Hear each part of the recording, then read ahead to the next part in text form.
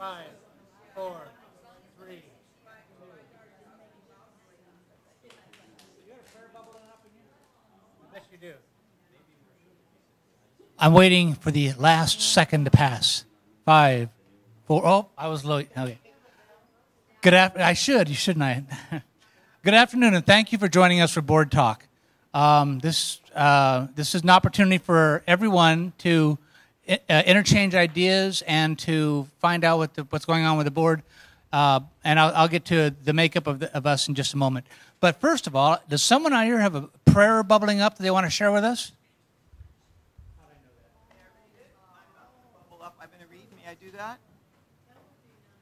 I printed it this morning on purpose. I know, I saw it. Oh, is that not? It's just lengthy, that's all. Okay. No, but go ahead. Sure. I will honor your desire. I just feel like I need this. I'm just following directions here. Oh. I don't know who's. Okay. And I don't have glasses. So we're going to stumble through this. Okay. So this morning, I will, thank you. So this morning, I didn't know I had this emotion. Something came to me to share. What could I do to help this church and us together as a group to move as one and to communicate with each other in a way that is compassionate and strong as it is compassionate, and where we listen as closely as and as willingly as we're willing to speak. And so this is a prayer from a book that Johanna's helping me publish, and of prayers. And so something just said to print it out for this morning to hand to people, just from me as a person in the church, as a parishioner, to whomever might want to read it. And so it's a prayer for conscious communication. Universal mind, which communicates to and through us in a variety of wondrous ways. Teach us how to be with each other so that thoughts, words, and actions lead us into a sense of community, into common union. Remind us that in this process, our willingness and ability to see the Christ in each other is the way and the purpose, that being centered and congruent is foremost, though often difficult to achieve when we are overwhelmed, confused, fearful, or in grief. So as to assure success in this intercommunications, may we agree to listen closely to one another, establishing scenarios of positive mutual reception and paving the way to understanding with a capital U. Let us acknowledge that the willingness and ability to express truth in each thought, in each word and action, is the only way to move into mutual solution. Though at times, we may find doing so to prove awkward unto challenging. May we become more comfortable with truth, knowing that it always opens miscommunication to light and allows for solutions to surface. We ask that wisdom through us, facilitate interpersonal communications and transactions, and remind us that via win-win solutions, we are able to recognize and celebrate oneness. May our communications flow from a state of coherence and congruence so they express into the world as harmony and peace. Amen.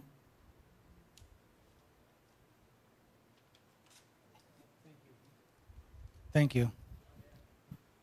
You'll notice that we have a group of folks up here who are our board members, existing, past, and future.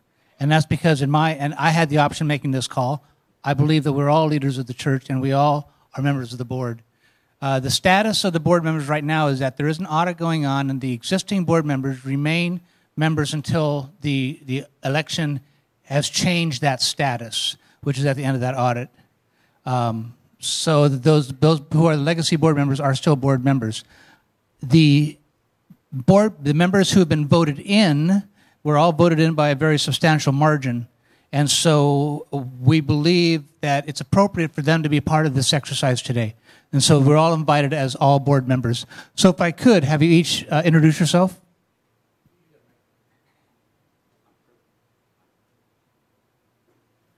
I'm Chris Vaughn.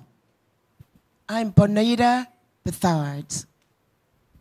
Salim Ahmed. Ralph Whitaker. Richard Hughes. Jan Fitzgerald. Debbie Catania. I just want to express appreciation to each of these individuals up here. I've worked with virtually all of them in one capacity or another, and they're all exceptional individuals who love this church deeply. And I believe that we're going to have some exciting things going forward. Now, the questions you're free to ask the board are anything you want to ask. I'm not going to restrict anyone on anything, okay? Those things that people can't answer, respect that. We'll try and get answers back to you. Please be respectful with your questions, all right? And we will be respectful in our responses. What I do is I do want to bring you up to date on some of the pertinent questions right off the bat, okay? Because maybe we can help forestall some of the issues. I had a discussion with the board president last night, and my discussion with her was regarding the upcoming audits. And I expressed that there was some concern that there might be a conflict of interest because she was what's the right word? Target's not right. She was a subject of some of the audit concerns, and she was performing the audit. And I said there could be perceived a conflict of interest. She expressed to me that her position on the audit is that primarily they're going to be looking at the issues that are brought up and determining if they have a potential of changing the outcome of the election. And that's all that she's going to be looking at, or the audit committee is going to be looking at. It's not going to be a question of the process, procedure, who did what or didn't do what. The question is going to be whether the actions that were taken or the concerns that people raise would have an impact on the outcome of the election. All right? Now, that's what that was expressed to me, okay? I asked a date that this would occur, and that it was expressed to me that the date would occur prior to the next board meeting, probably next week, and that there would be guests available to observe it. So it's not going to be held in some dark room hidden away somewhere. There will be people available, and I expressed that those people needed to represent a wide cross-section of our membership, not just be people who were selected. That was my recommendation.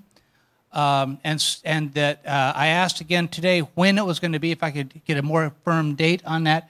And the response I got was that we would have the results prior to the next board meeting, which is on the 21st. At which I asked back again. I said, well, we need to know which board members are going to that board meeting.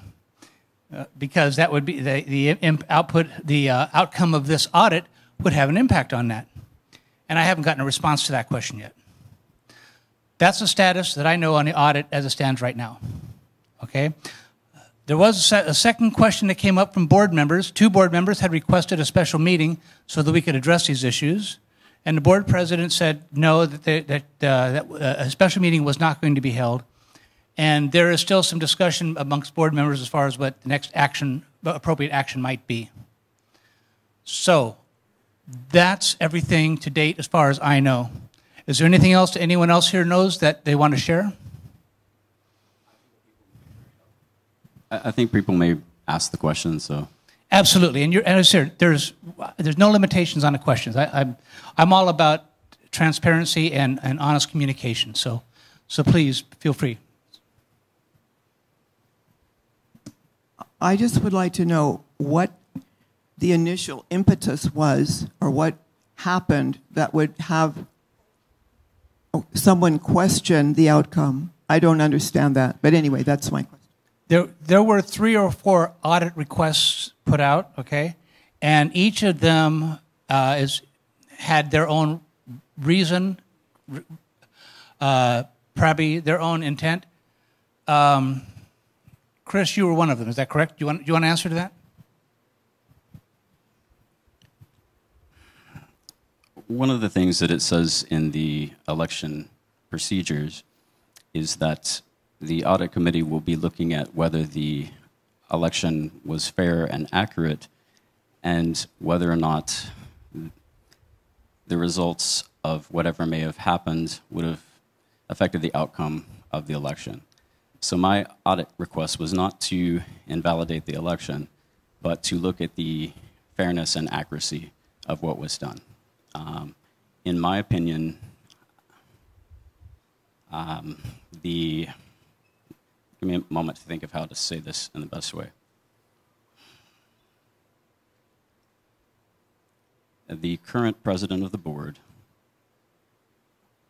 the secretary, or not the secretary, I'm sorry, the current president, the treasurer of the board, and the head of the election committee. It appears that, and we found this out in a previous board meeting that was open to the congregation, that they defied the authority of the nominating committee, which is the only committee that has the authority to make someone a candidate. And they chose to, with the absentee ballots, to reinsert two people that were in the process that had not been approved by the nominating committee. They chose to reinsert them into the absentee ballots and also to list them as candidates. So to me, that is certainly out of integrity at the very least. And there are other audits, too, that have been requested, and I can't speak for them. So I don't know what their intent is. Please identify yourself. Hi, I'm Jeff White. Thank you for the opportunity to identify myself. So this is a question for all the folks on the dais there. Last week, when the board members were speaking, some of the board members advocated and I can't remember which ones, advocated the idea of having more children and having them come up and do a little song and dance at the end. And I remember that we did that years ago. And I was just wondering what everybody's opinion was that. Because, I'm Linda Guess, and I'm currently the only youth ed teacher. We have no families coming in with their children. This is why you do not see the children coming up on the stage on Sundays. Today I had 2. A lot of our families left the church. I mean, it's sad to say, but this is what happened. So there's not a... So the question really is there any energy behind the idea of trying to revitalize that, I guess? Actually, I'm going back to the question about having the children up at the front, and my understanding is that there is a privacy issue with since we record and publish the church services. We have families sign a release saying that it's okay for their child to be, it's a release that I have on file and the church should have on file. So when we are coming up on the stage, families give a release. If we don't have that release, the child does not come up on the stage. Mm-hmm. So I want to make a personal statement about youth education here. This is something I'm passionate about. I worked with our Youth of Unity, our teens, for 21 years here. I just performed a wedding 2 weeks ago for one of them. I performed a wedding for another one about 6 months ago. Sky actually signed my ordination to permit that to happen so that I could work with the youth. I am passionate about our youth, but our youth don't just show up. We have to be family-centric. We need to be, and I believe that some of the things that we're doing are beginning that step. We now have a committee to work with the school so that we can begin to understand what youngsters are like and how they work and how we can bring what they do into this side of the aisle.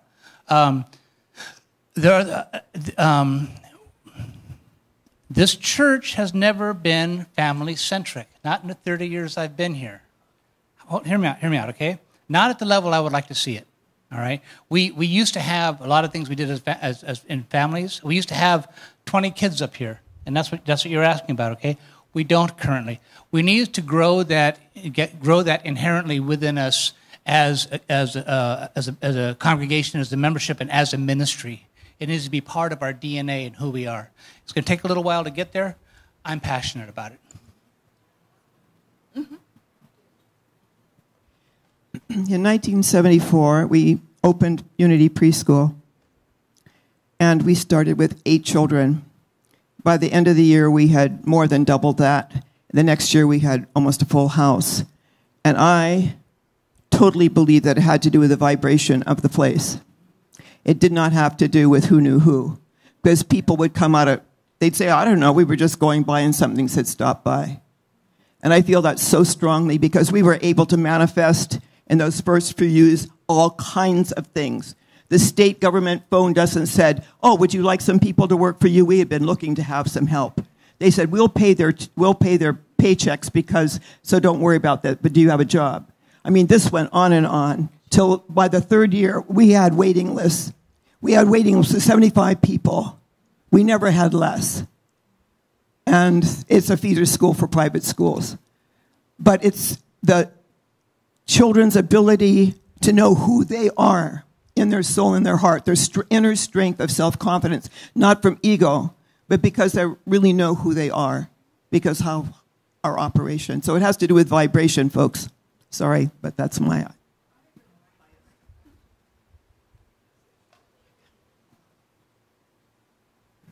Hi, I'm Paula Norman, and I'm not real clear on the process of how to elect a new president and treasurer. I believe they get elected each year and by the board. Yeah, can you explain that a little bit to me? Thank you. So I'm Ralph Whitaker, former president of the board. Once the election happens like it did last Sunday, the first board meeting, regular board meeting after that annual meeting, then the board elects the officers. Only the board can elect the officers. It used to be in probably a decade ago that we had a board meeting the Thursday following the board elections, and we elected officers immediately. That changed somewhere along the road. So is it possible to get another microphone up here? Is that possible? Yeah, we really appreciate it because I think I'd like to see the board members have microphones so that they can answer. No, I understand. Last time we had 2 for them to use, but 1 would be great. So what I'd like to do is go back to the question on the children. And it's important to understand the operation of the church, okay? So anything we do with children or Sunday school, any of those programs, those are generally ministerial programs run by ministerial teams. The board does not do the day-to-day operation of those programs, okay? But what the board is responsible for is the liability and fiduciary responsibility of how those programs run. So if there's contracts involved or anything like that, then it comes to the board for approval. But it really is about the day-to-day operation, the ministerial teams. You know, boards create committees, and the minister creates teams. So there is a difference there. So it's not up to the board to run out, as much as we all favor it and want to be involved in it. It's got to come through the chain of command, the ministerial side of the business. And we'll be as helpful as we can. I think we all would love to see that happen. But that would be the next step. Start with the minister, get a group together. He'll say, you guys are on the team, and then make it happen. Bring it to the board. We'll troubleshoot it for liability issues. Okay, that's it for me on that issue. I have something I'd like to add to that also. Going back to children, and that's what you were addressing as well. My feeling is that with the current state of many of the issues that are systemic in this community. And let me also preface that by saying that this is an incredible community, and it's filled with incredible, loving, wonderful people with the best of intentions. For some reason, in some ways, I feel that we have lost our way in the matters of integrity and accountability. And I think if I were a parent, I would have a hard time wanting to bring my children to a place that doesn't have integrity, because we're supposed to be teaching those values to the children. And if we can't even model that behavior as adults, you know, I just think that's a shame and a real missed opportunity. And as for Jerry's point with the youth, I am no longer a youth because I'm 40. But I can tell you, my parents' generation oftentimes were about keeping things hidden and don't let the neighbors find out. We don't, you know, don't tell anyone, in secrets. My generation was the generation that said, the priests are molesting us and it's not okay. The younger generation now is far beyond my generation in the way that they hold people accountable. And if we're not willing to shift into a community, we can never attract younger people here because they will not tolerate this. Hypocrisy is one of the main reasons that young people leave the church, because it disgusts them, literally disgusts them, and they won't tolerate it. It's the same thing, the same way they would feel about racism and homophobia. You know, our elders and parents have to also be in integrity. The other thing, too, when Joanne had mentioned the waiting list, because of the breakdown of communication between our preschool, which was one of the highest rated preschools in Hawaii, this is the first year that I know of that we have no waiting list. Yes. And that is absolutely unacceptable. And I believe we have some parents here today. Yeah. So it's not okay. We're in jeopardy of losing the reputation of our school, and we have to heal this. And Jerry is working to do that. I hope to work on that committee as well. I know Joanne is also interested. So we have some really great people that will be working on this issue. But the way that this was done was so inappropriate. And I'm pretty sure that the recordings of the board meeting where Sergio was belittled and berated by members of this board exists, and they belong to this community. That's why board meetings are recorded. The other thing that I would say is when Richard was talking about responsibility and whether it goes between the minister and the staff and the board, and you're absolutely correct, Richard, that there is a distinction. We are to do policy and be aware of fiscal responsibility. I feel that many of the decisions that this board has participated in and the way in which it was done without thinking about the larger ramifications have, at times, not just at times, multiple occasions, jeopardized the financial well-being of this entire community, opening us up to multiple lawsuits. And that is absolutely fiscally irresponsible.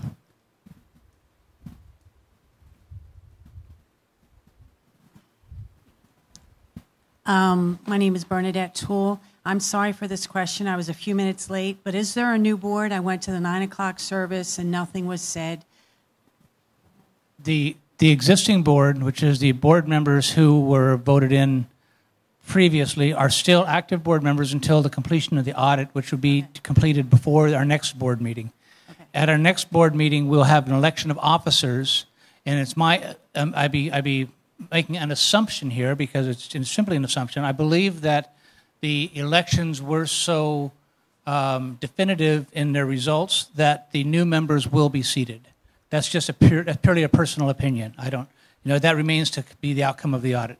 Okay, and then I had a question about the families that are leaving. I think I joined here like 4 years ago, and there was a number of children at the services.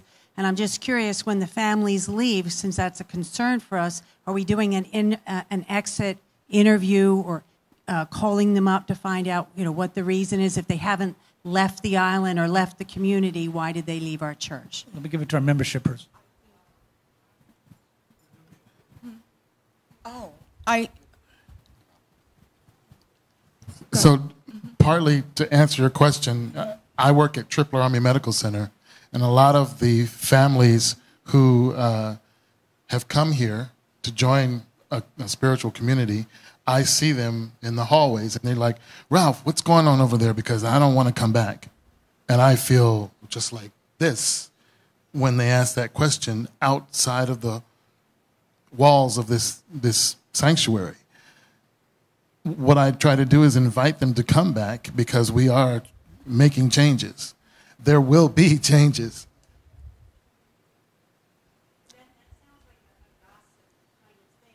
Mm-hmm.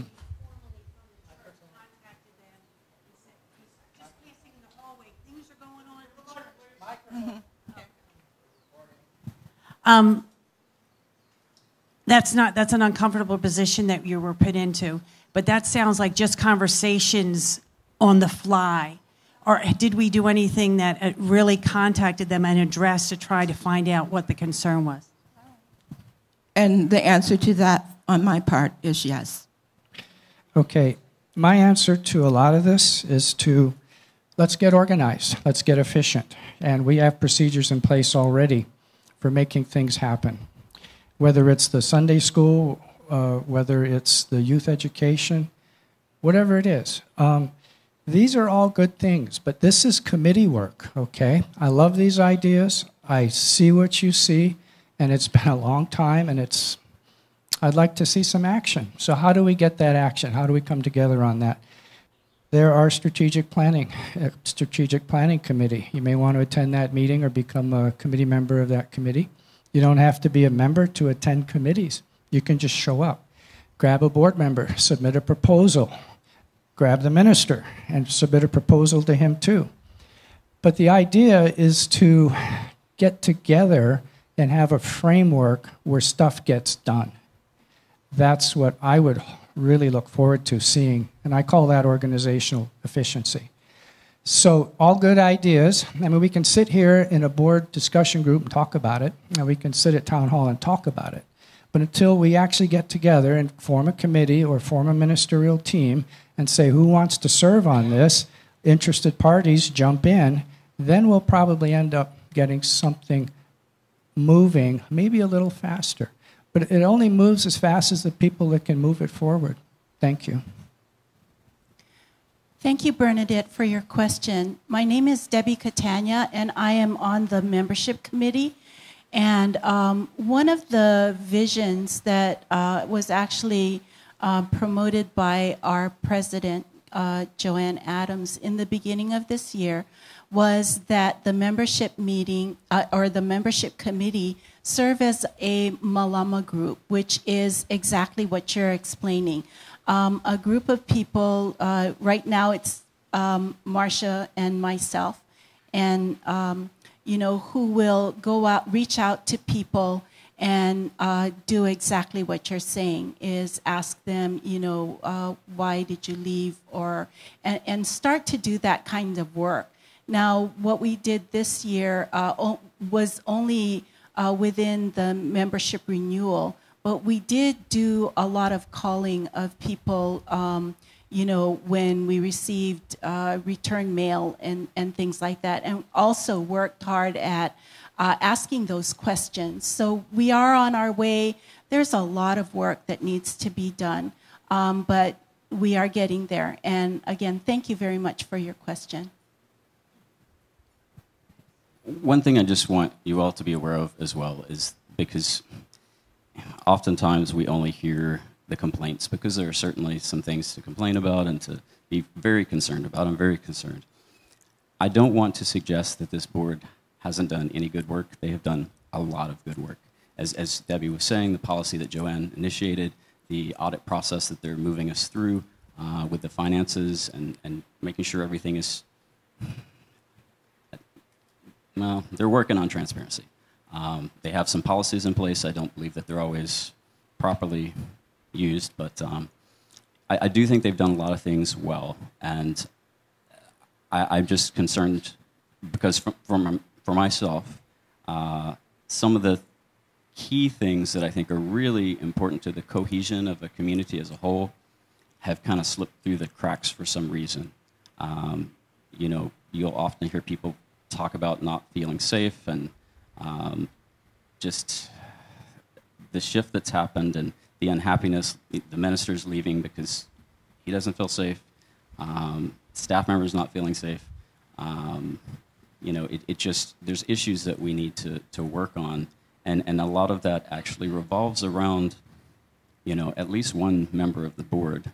And the ability for the board to do anything about that, the only way that could significantly change is if the congregation chooses to take a congregational, or a member, if the membership chooses to take a vote on that issue. And I know that there are congregants that are choosing to work towards that. The other issue is that in our bylaws, we no longer have a way to put a member out of good standing so that they are not eligible to be on the board or in positions of authority. And before this year, the nominating committee was not allowed to vet candidates. They could only go by 2 criteria, which was, I believe, whether they'd been a member for a year and whether they'd ever taken a unity class, ever. Which is not very much of a commitment to me, to our principles, and so. Okay, I'd like to add some more to that. But this is basically a point of order on how this meeting is running right now. The purpose of Board Talk is to provide information and for people that ask questions, and we give you factual information. I'm noticing that a number of opinions are being given here, and I don't know that it's really, that's what we're here for. Opinions are great, but I'm hearing a lot of generalities and non-specifics. So, you know, if we're going to do things like that, I'd highly recommend we use specifics and factual information. Make it part of the discussion, but do it in a way that we actually move forward. We have procedures in place for some of the issues that Chris was just mentioning, and they weren't followed. Not followed by the congregation, not followed by the minister, not followed up by the board. So we really need to tighten up our organizational efficiency. There are bylaws on our website. Please download a copy. They might cure insomnia, but they're really handy to know. And board members are expected to know those bylaws as well as the policies and procedures. There's a policy and procedure book in the office. It's right behind the reception's desk. It should have up-to-date policies. So you can ask for copies of that. They're also supposed to be put up online with the attachments to the minutes of our meetings. If you go online, go to minutes, and you should see a whole list of attachments. Now, that's not always the most up-to-date thing, but the bottom line is that we need to work together, we need to move forward, use the organizational parameters that we already have set up, and I'm happy to answer any questions with this factual information that I can provide, and I'm sure our board members are happy to do that also. Richard, I'm so sorry. It seems that I'm always, speaking with you. I'm Allison Peterson. I was raising my hand initially about questions about the audit, but I did want to speak to a couple of things that were said. You have spoken about procedures being in place, the frameworks and all of this kind of stuff. Personally, if that was so, then I would have liked to have seen some result from that. I think that in my case, I voted in response to that. And I think, maybe the rest of the membership did as well. If they felt that that framework, those policies, those committees or whatever was working, they might have voted differently. It's just my opinion. So, again, I respect you, I love you. It's not personal. Can I ask a question? Sure. What specific one are you discussing?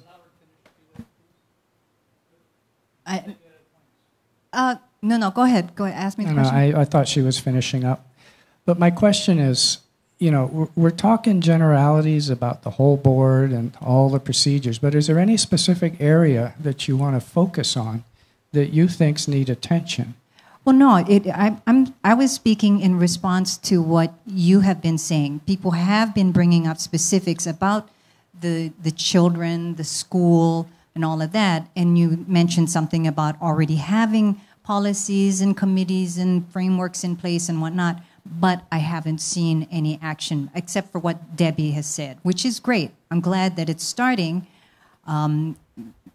Whether or not it's a little too late, Okay. the election has already happened, and I think that's what elections are for people to be able to vote on what they feel the results in their community is. Okay, I think that might be a misunderstanding on what I was expressing. But what I was expressing is that we have a framework, but the framework has to be put to use.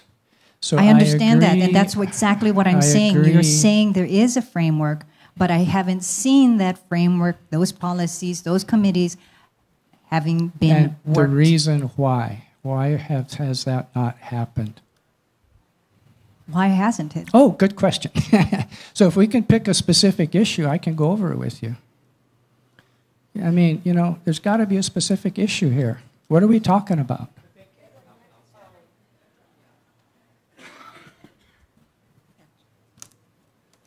I'm John Ward, and the specific issue that I thought we were talking about is there was a question about the fact that families are leaving this community, and has anything been done about that?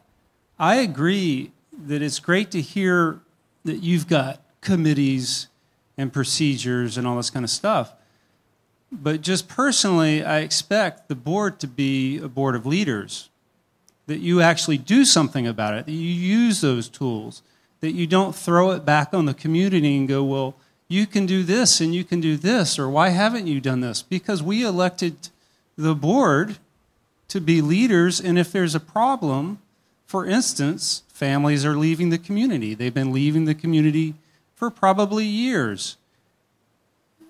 That would, if I'm a leader, and I'm looking out there going, there's a problem, I need to step up and do something. And thank God I've got all these procedures and all these committees that I can utilize to do just that work. And I think what people are trying to say is we look out here, we see nothing has been done, but it's gotten worse. And the other thing I'd like to just say is that we've talked around this fact, but I've heard the board members say in public that there was research done, that people did look into the reasons. And the reasons that I heard publicly said, I think even by Joanne Adams, was that people were dissatisfied because there was a small faction of people that, I don't know the direct quote, but something I'm paraphrasing, like that just were causing problems or grabbing power or something. I don't know. But this has been done. And when someone asks a question, I would hope that you guys up there sitting in those chairs would go, yes, we've done this and this is what we found. Instead, I hear all this stuff about committees and procedures and we should do more about this. Thank you. Okay. So how do you run an operation? You get input from the community. The board is not designed to just get up there and decide everything for the entire community. If we started doing that, can you imagine the uproar? So the community has the opportunity to provide the input and provide the direction, and that's called a strategic planning committee. The community also, if you have a personal interest, whether it's preschool or Sunday school or whatever, sign up, be part of the process. It's not like one-stop service board does everything. That, I don't see that. And being on the board 2.5 years, that's really not possible to get that kind of work. Look at them shaking their heads. It's just not possible. It takes a village. It takes a village. So we look forward for the input. What I've been working very hard to do is broaden our democratic process on the board and then provide an opportunity for the community. And we move forward together. So I'd like to respond to these components, and this is an opinion, okay? And based on my experience here, I've been on, I don't know, somewhere between 12 and 15 board of trustees here. 12 or 15 years. Each board is different. When you get a new group of people and the dynamic changes, the values change, the direction changes, and somehow this group of people has got to come together and look up at the long-term good of the ministry is, how we can continue to operate in perpetuity. All right? At the same time, we have a minister, and each minister comes in as different. And each minister brings their own gifts and their own values and their own thoughts. And so you have a dynamic board that changes and you have a minister that changes. The thing I have noticed in all of these times that I've been on the board is it's dynamic. It does change. What will happen this year will hopefully build on the things we learned we didn't do so well last year. I really hope that's the case. And I believe that the people who were elected to this board reflect that. I really believe that. And when we say we put it back on a membership, that's really true. Okay, you elected us. We're here to do your bidding. We need to know what you want so that we can represent you. Our leadership role is to serve as your stewards here. Just because I got elected to a board doesn't mean I know I'm not the boss. Okay, I'm your servant. It's my responsibility to do your bidding. That's how I see it. Other people may not. But in my years on the board, that's what I've come to believe. And I believe the president of the board of the trustees is the servant of the other board members. I believe that person's responsibility is to do what that group, with their collective consciousness, tells them to do. Not to be the boss, but to be the servant. And that's the same thing I do when I run my company. I work for my employees. Without them, I'm nothing. And that's really true. And I really believe that this board is going to have that as its direction. And that's just a personal opinion.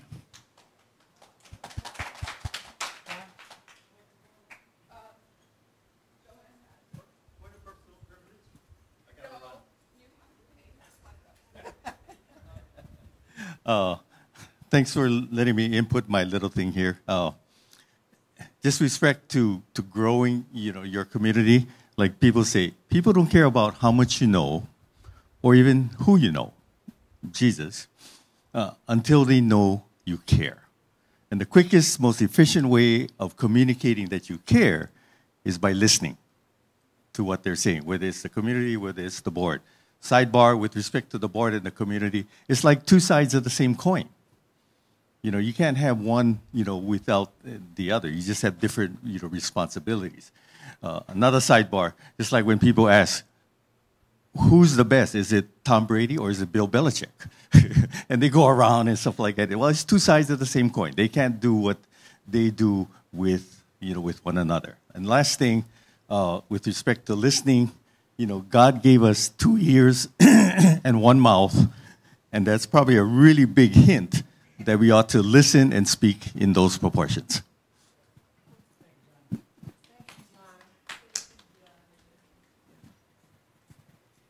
I might be out of order, and if I am, please let me know that. You ask us to be specific. My concern has been for many months is that there doesn't seem to be a facilitator or a referee on the board or with the board or works in conjunction with the board, so that it seems that certain personalities are free to continue behaviors that are not harmonious. And that the board and the entire congregation and its membership, both and, should have to, quote, suffer the consequences of the behaviors of 2 or 3 people is beyond me. I've coached before, and I would sure, as a coach, want to be able to say, you're not playing this quarter until you can work with everybody. And maybe that doesn't work in a church, I don't know. But I don't want to get so specific that I name names. And it's very obvious, it seems to me, because as I walk around, I seem to hear the same repetition, the stories repeated. And it's not about making people wrong. But if I were the person who was acting out of order, I would need to stand and say, I am sorry, I apologize for my behavior.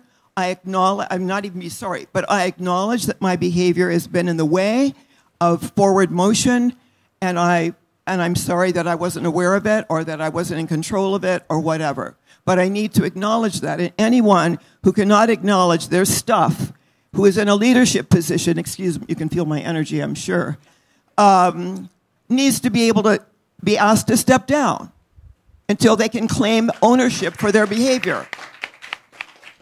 Thank you very much for listening.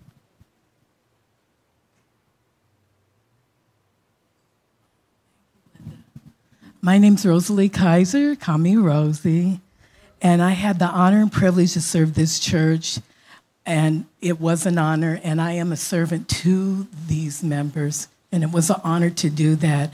And as being on the board, I had to do the extra work, and it was no problem to do that. If there was a need that needed to be, I was the ears. I would bring it back to the board. If there was a concern about families, whatever, we would be liaisons to get people involved because we are the leadership. You know, you put us here. And I take that very seriously. So when there was a need or anything, we would brainstorm, wouldn't necessarily take it on, but you know what? I remember Jade saying, I said, Jade, you know, there's this and that. She said, Rosie, we are the leadership, and we have to do all three of the things, and we're doing it. And I have the honor to do that, and I would do it again. So, as John said, as being in the leadership, show by example. I will do it. If somebody brings something about the children, we'll make an up committee. I'll go out and we can sit down in Connection Central and is anybody interested in starting? I could be a liaison on that board. That's what I'm there for. Thank you. Oh. Well, I just wanted to say, you know, as part of the village, you know, part of the community, and, you know, I hear a lot of vague stuff. I mean, I hear transparency and integrity and I forget what the other word was I had in my head. But you know, when it comes to what as a community member can I do to cut through all of this, you know, stuff that is swirling around, this negative stuff and that negative stuff, and actually be part of something that can be done, and not just me, but other people. You know, what can we actually do?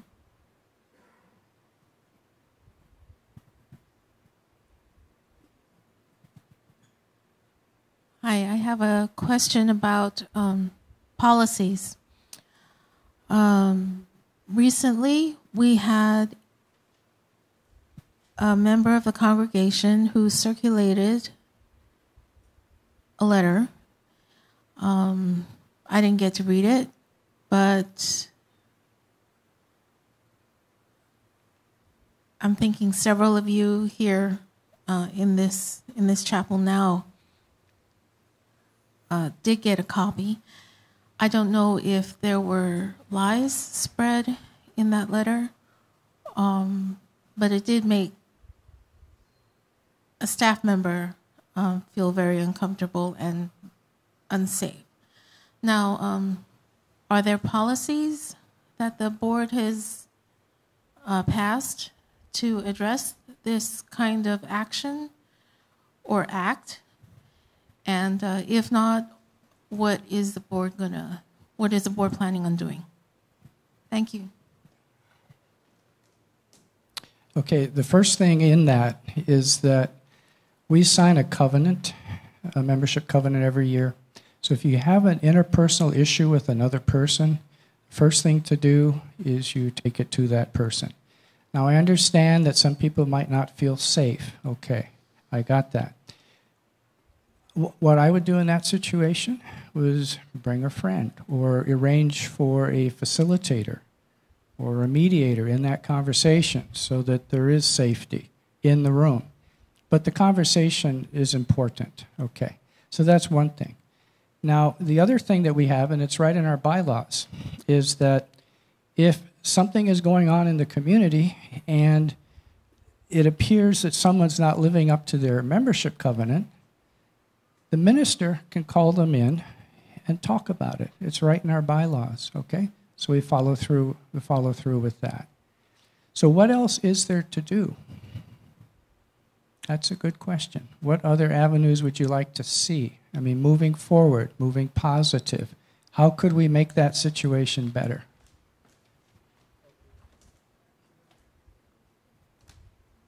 In answer to your question, there is a policy in the employee's handbook, and it does, one of the limitations is that it does require going to the senior minister, and if that is not successful, there's currently no fallback. So the policy needs work.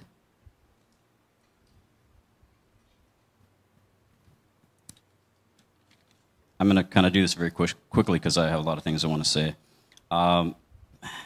When, Richard, you were talking about being factual, there's a reason that I'm not using the exact facts, because I'm being very kind and very generous to the people involved. And quite frankly, the reason I say in my opinion is because I'm concerned about lawsuits from those very people. That's how I feel. That's the fear I have of being on this board. I fear that I will be in financial peril, that my partner will be in financial peril. And I'm willing to step into that because I believe in this community and I believe that they will support us. The other thing I will say is, you know, when you're talking about the election, like, this was a landslide election. One congregant that's been here for 25 years says this is the largest slate with the most votes that she's ever seen in 25 years. That is a mandate from the congregation, and I hope you hear that mandate. There's a reason why it went the way that it did. And I'd say the people have spoken on that. And for Maureen, I really appreciated your question. You know, what can you do? One of the things all of us can really do, and I really invite you to do this, send emails to the board, and if you're not able to send email, some phone calls as well. Let them know in a way that they can hear when you're concerned, because otherwise it's not documented and nothing really has to happen. I mean, we can have good intentions, but if there's something that's, here's a paper trail of all these things and, you know, nothing's been done, well, and then as they said, I do believe that there will be a call if there is a special meeting by the membership to amend the bylaws, and I would hope if the community is concerned about that, they will vote to amend the bylaws so that there is a way to put a member in poor standing. Because how did this work out with Reverend Tim? I don't think it worked out too well.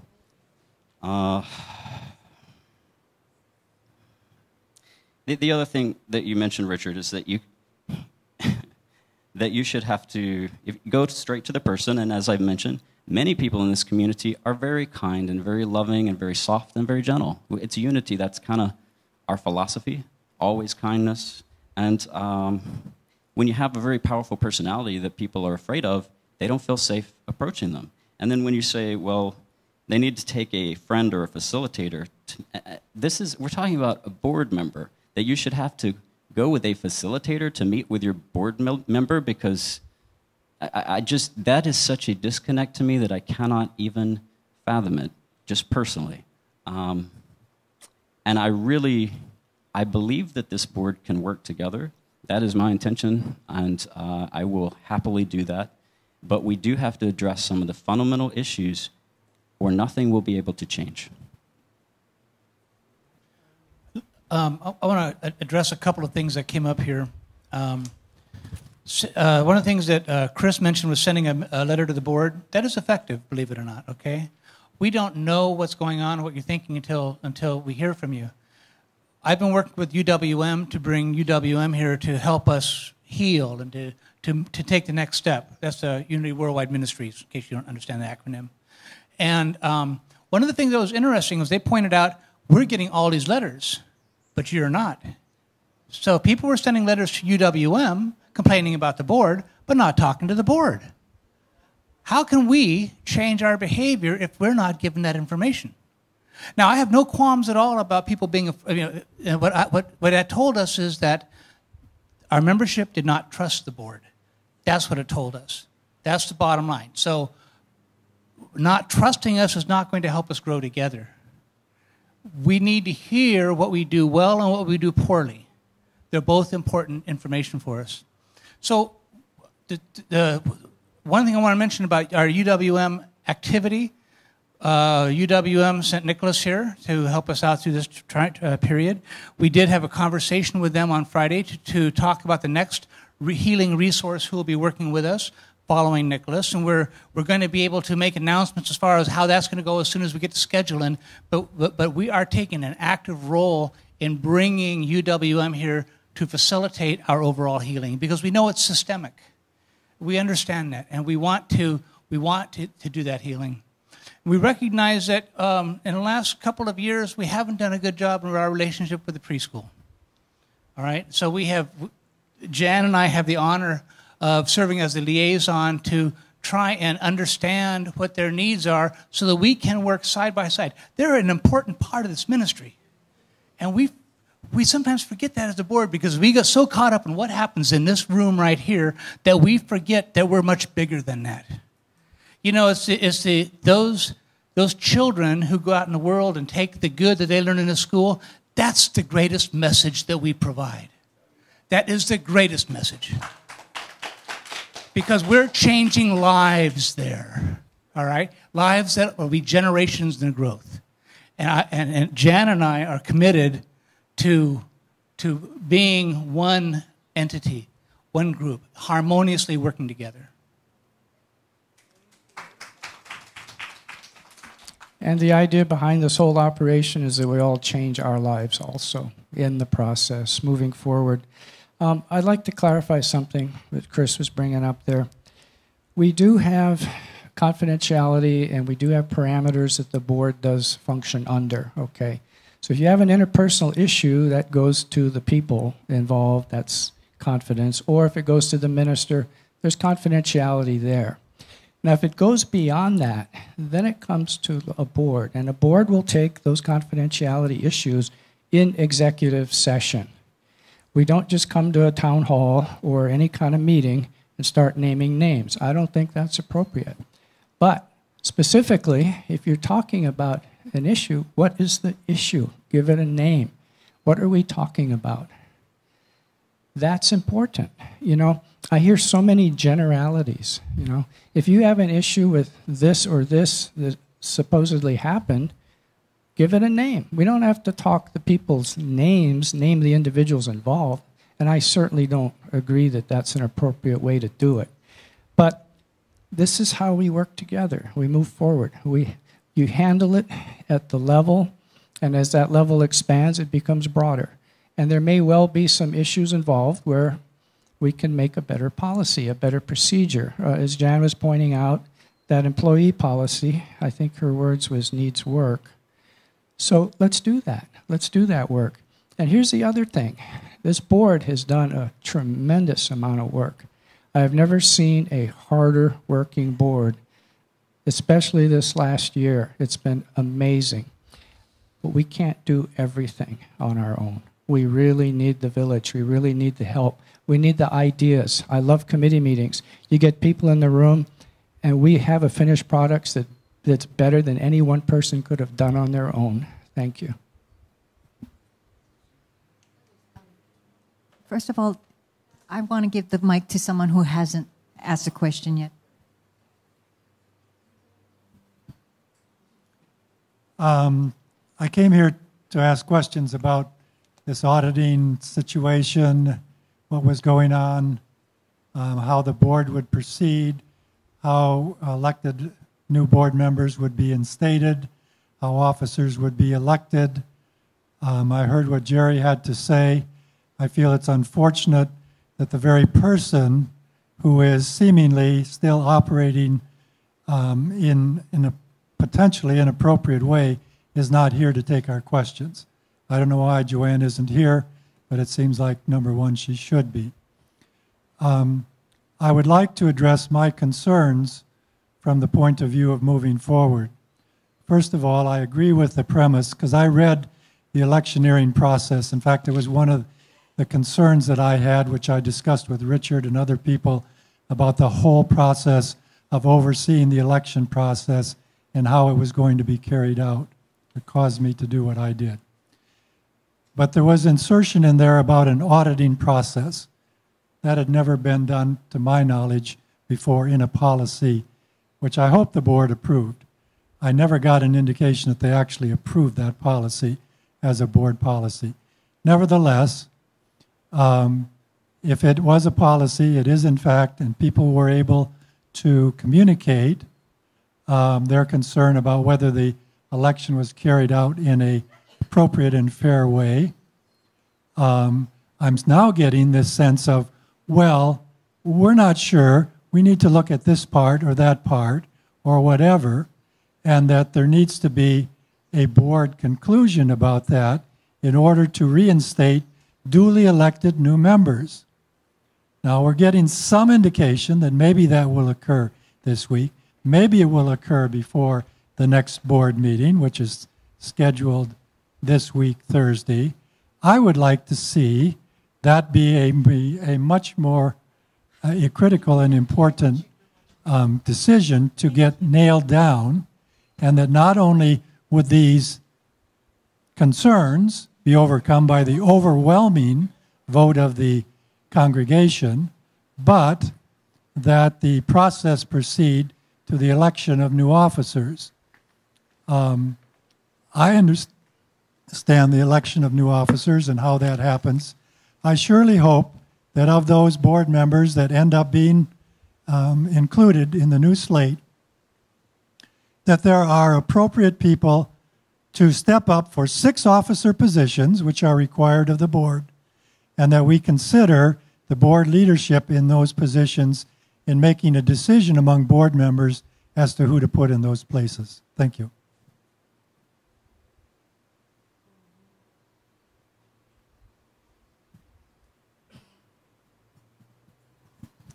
My name is Rodney, and basically everything has been generalization and just general statistics, and we have this, we have that.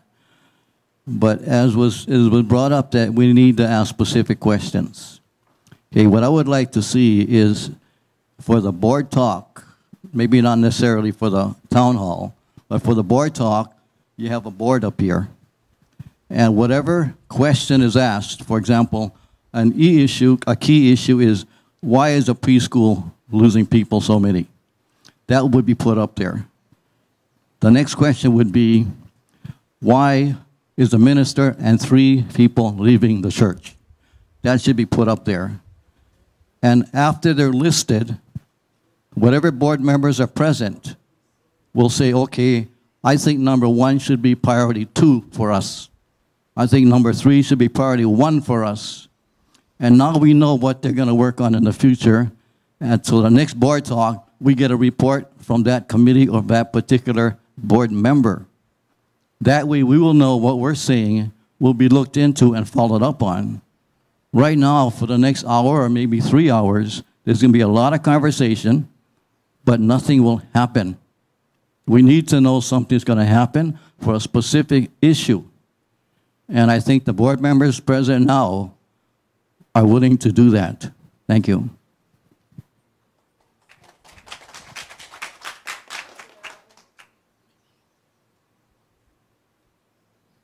Hi, my name is Elaine Wong. I did have a question. Jerry, you mentioned that we should write the letters to the board members, and I think we can do it via email also. And if you could provide us with that email address, because, you know, we're going to email the board members, and we don't know what the email address is. Is it board@unityhawaii.org? So people are aware of that they can email the members. And every board member will get that email, right? Okay. Then I have another question about this audit process that we're talking about, and we're talking about transparency. So we're going through this audit process. Now, I want to know, because you're talking about transparency, how can we participate? I don't want this audit to go on, and then all of a sudden they say we were going to report at the next board meeting. But I want to know what the process is of that audit and how we can participate in that. Okay, I'll be honest about that. I don't have a distinct answer, but let me give you some guidance where you might be able to find it, okay? Because I did ask our board president that question. Who would be, because her intent is to have participants there who can observe and have dialogue during the process. So it's not like it's hidden away or anything like that. What she did express is that one of the members doesn't want a huge crowd, and that's where I said, I don't want you to be selective about it. I believe it needs to be representative of everyone. What I would recommend is, I don't have that answer to you, okay? But I think it's an appropriate answer. When's it going to be and where's it going to be? So I would recommend you go ahead and send that request to board@unityhawaii.org requesting that information. Will that information be posted on the website or? I don't know. I don't know. I asked today, and I don't have any more information than that personally. I don't know that. Okay.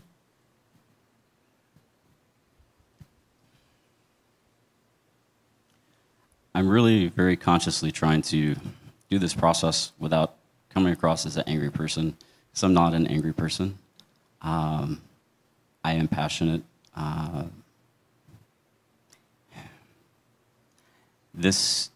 Being a part of this community is one of the greatest things that ever happened to me in my entire life. And it's a transformational place. I see people's lives change constantly. We have good and solid teachings when we adhere to them. And it's because of that this strong emotion comes up, because I don't want to see this community fail. This community is instrumental, I think, even to this island and to people across the world, because we hold space. We show people possibilities, like the possibilities for healing, the possibilities for transformation, the possibilities for forgiveness. These are all things that we do here. And I've said it before, this is what we do here when we're at our best.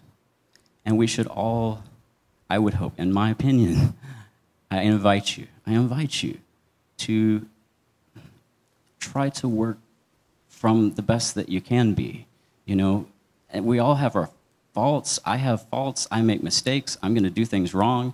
And I've said before, tell me when I do, and I will apologize, and I will do my best to make it right.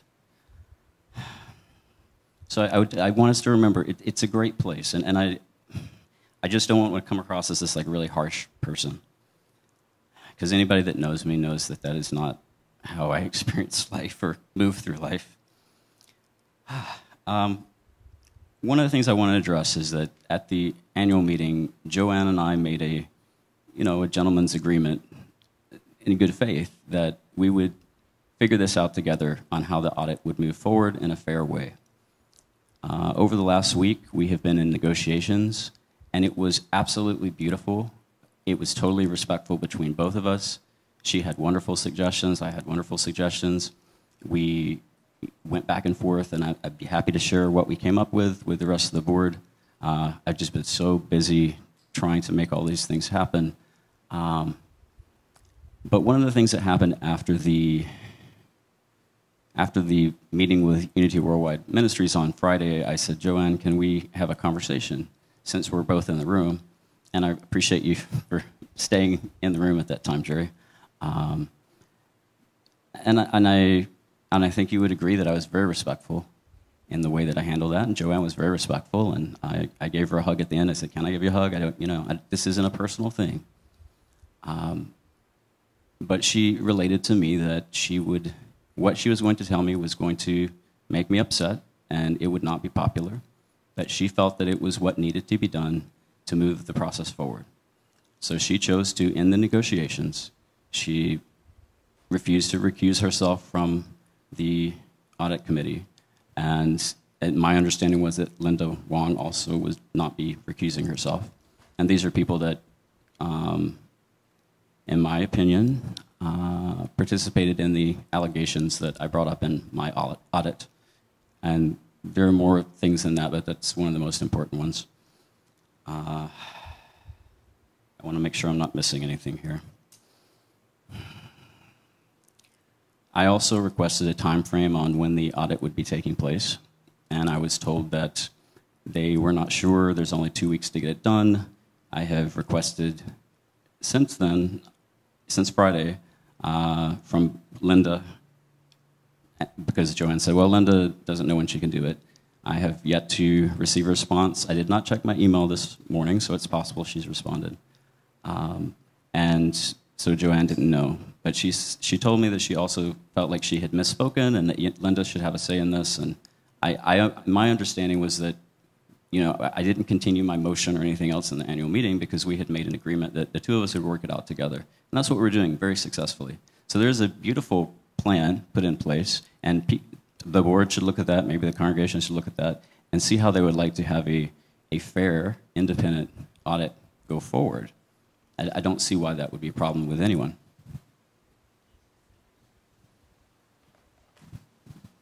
Wait, this is a question about the audit, so I'm so sorry. Who is going to be on the audit committee, Jerry?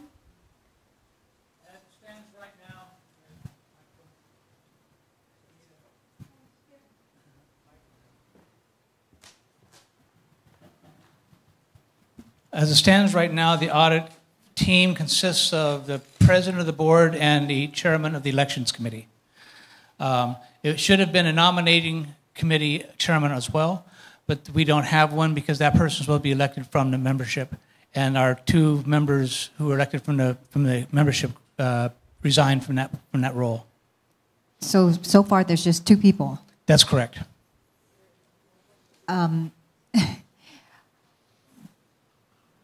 I'd like to strongly recommend that I don't want this to go on. I really don't. I really want this church, this community membership to move forward. And as long as I think that there are certain people involved, and not naming anyone in particular, that there's going to be this back and forth. Mm-hmm. And I would love to see an independent, impartial, I don't know who that would be, and I don't know how you would select that person. But if you as a board can come together and see that through, to be able to select a couple, 2, 3, however many people that you need in order to do this audit, so that there will not be one side saying this and one side saying that, picking it apart and just keep on doing the same thing, going in circles. So let me offer an opinion, and this is, I'm going to be thinking someone else's thoughts. So this is really inappropriate, okay? I'll say something inappropriate, and that is, what I'm saying that's inappropriate is I believe that the reason that this position has been taken is so that we can get through this in time for the next board meeting so we can elect new officers. I believe that's the rationale. I believe that the rationale is such that if we decided to have another board meeting, convene an audit team, that audit team would meet and we would not be able to elect new board members except from the existing board members, not from the new board. So I believe, this is just my guessing what someone else is thinking, I believe the intent is to get through this as quickly as possible so we can move forward as a board. What I heard the term used is have a smooth transition of power, which I think is not necessary. I think that's a really good point. We're answering Allison's question here about the audit committee. I agree with Allison. I've been a member of this church since '77. I've been here a long time. And we've had a lot of these kinds of things going on. I hear what's going on. I hear the stuff about the audit. I hear people's reasons for the audit. I don't think it's going to accomplish diddly squat. I think it's a waste of time. I don't care what I know it was voted on, and we've gone through the parliamentary, and we've done the blah, and we've done the blah, and we've done the blah. And to me, it might as well be Charlie Brown's teacher, wah, wah, wah, wah, wah, wah, wah, wah. I don't want to hear about the procedures. I don't want to hear about all the other stuff that's going on. I love you. I love everybody on the board. I appreciate the time. I appreciate the effort. And I appreciate that everybody is willing to do what they're doing. I'm tired of it. I am so sad so sad about what happened. I called Reverend Tim. I've never done that. Never have I gone to a minister. I called him and I apologized for this community and how ashamed I was for the inconsistency, for the horror of things that went on. I don't see that this is going to help us heal. I don't see that what is happening as far as an audit is going to be of any great help for us. You're still going to have people saying this and people saying that. I'm saying, let's dispel, if there's any way that we can just say, let's forgive everybody. Let's just move on. Let's just say, let there be peace, and let there be peace, and we go on with what we have.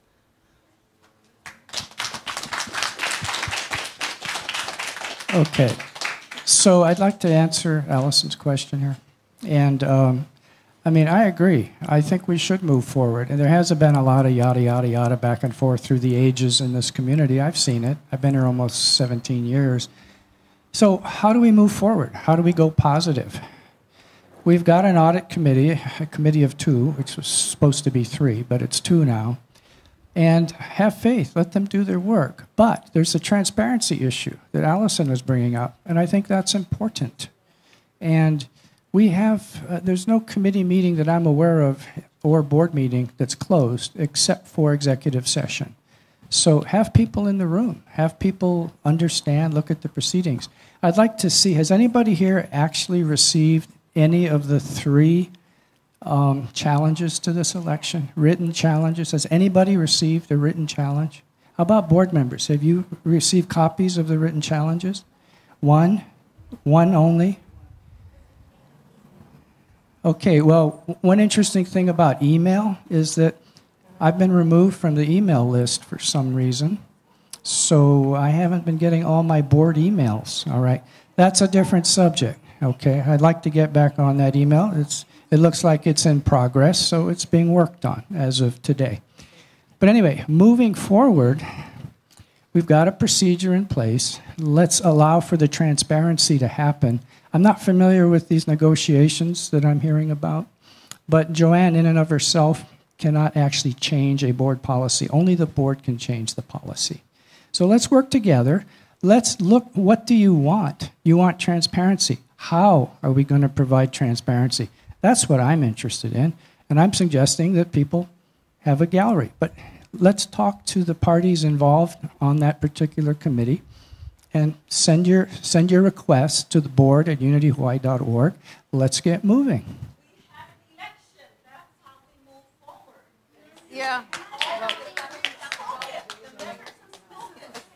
The election, no, I'm hearing stall tactic. Kate, let's be careful about this. Richard, yeah. I apologize. I apologize. I apologize. I've been here for over 25 years.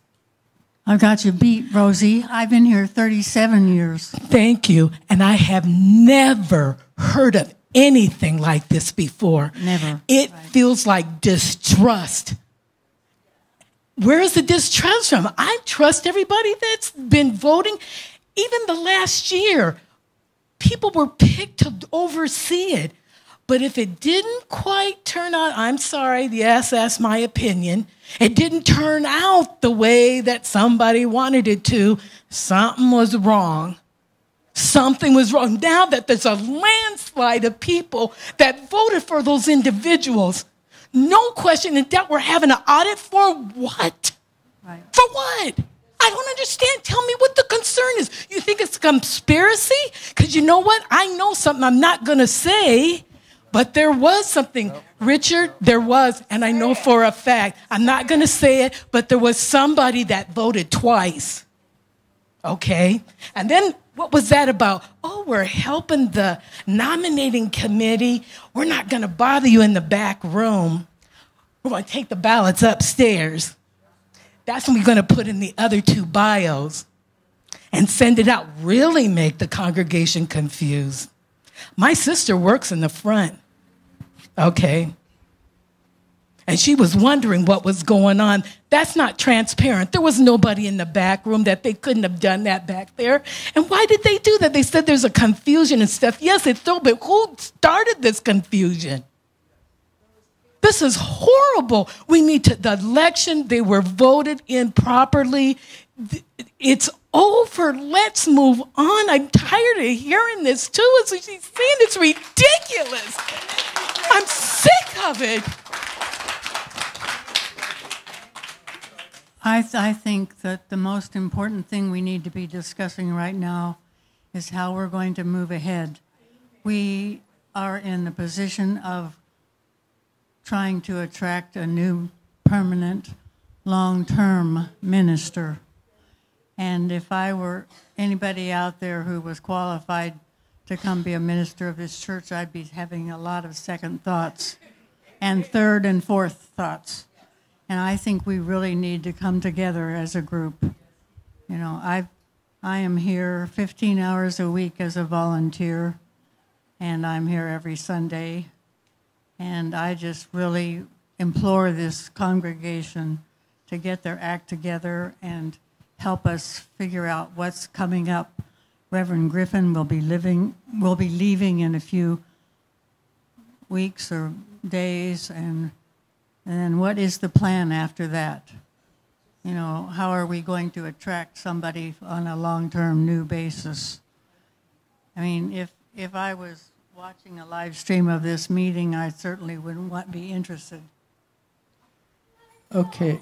You know, things seem to be getting up to like a bit of an emotional level, so let's all take a deep breath, relax.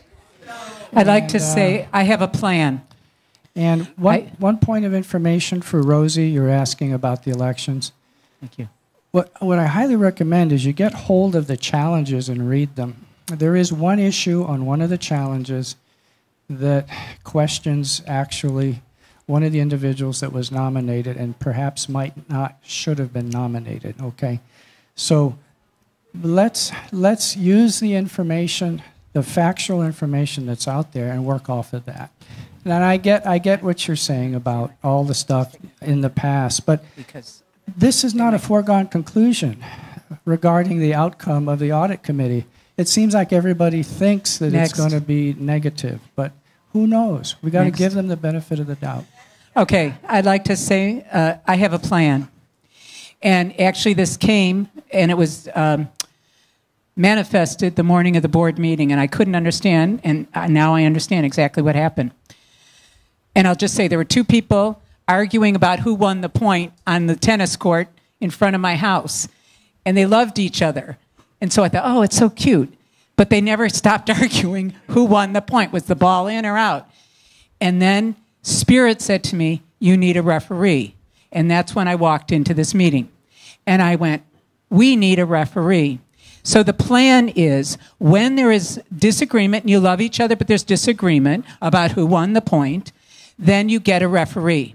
Now, we had a referee, the parliamentarian, which we paid for, and the parliamentarian went home that night with everything and reviewed the state and local laws and gave his rendering. We should follow that independent referee, number one. Number two, we have an attorney that we're paying a lot of money for. The attorney went through all that's happened. Now, this is not on every single thing, but we went through the attorney about the nominating committee, what could happen, what couldn't happen. And he reviewed all that went through. And I just heard yesterday, you know, the different sides. And it was even acknowledged, yes, that certain things, what he had really reflected what the bylaws said, and that it was legitimate. That what happened in terms of the nominations was legitimate. That's number two. Number three, if we have an issue on the count, which is still, it was such a landslide, if we have, and it was by the correction of what was meant to have been on the nominating committee, but if there is still any doubt after the parliamentarian and after the attorney gave it, then we go to the attorney.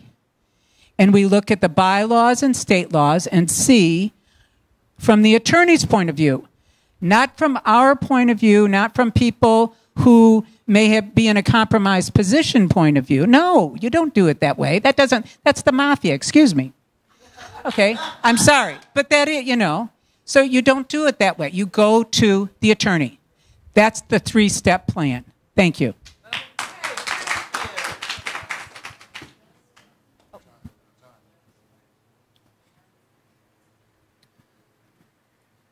So one thing, is this on? So one thing I hear a lot, and I've heard it a lot over and over again, and I can totally empathize with it, is this idea of let's just move on. God, let's just move on. Let's just forgive this thing and let's just move on. I have a great dislike of conflict. It makes me feel uncomfortable. It makes me just want to leave, right? We all hate it. Some people like it, but most of us have a sort of distaste toward conflict. There are certain people that you can come together and say, let's just move on. Let's just forget this. But where this runs into a snag is when you have some people that don't play by those rules. They don't, frankly, care. They're playing to win, right? They're playing a different game than you are, right? And you can bury your head in the sand and you can say, let's forgive and this stuff. And believe me, I believe in forgiveness, but I also believe in compassionate boundaries. Listen, if you're doing this stuff, we're going to say no, and we're going to forgive you. If you're going to be a bad leader, we're going to fire you, and we're going to forgive you. But you don't need to be in that position, right? And I think this is really, really, really uncomfortable for people. We're now at a point where people are standing up and saying, I've got boundaries, right? You can't just do this. And I love you and I forgive you, but you are working for me, and you have managed this poorly, and we want you to go, and we want you to quit cheating and lying and manipulating. That we will not have, and we will not have it in our leadership, for I am your boss, right? We will forgive people, but for God's sake, we cannot put our head in the ground any longer. Everyone keeps on saying there's a systemic problem here. Let me tell you what I see as a systemic problem. The systemic problem is we're putting our head in the ground. The systemic problem is we keep going, let's just forgive and move on. And these people that we're talking about don't play that rule. They will hold on to their power. When they feel backed into a corner, they will lie very quickly. They will manipulate the system. They will do unethical things. They will justify it with their high intelligence and their knowing of rules and Robert's laws. And they will use intimidation because they have legal background or this background or that background. So what's happening here is the system is changing. The system is healing. And it is not healing because we are putting our heads in the ground, because we are avoiding conflict. It is healing because we are confronting our problems, confronting bad behavior. That's why we are healing. And it is in this moment, at this time, it is not when UWN comes in, because the moment is ripe. The election is now. The manipulation is happening now.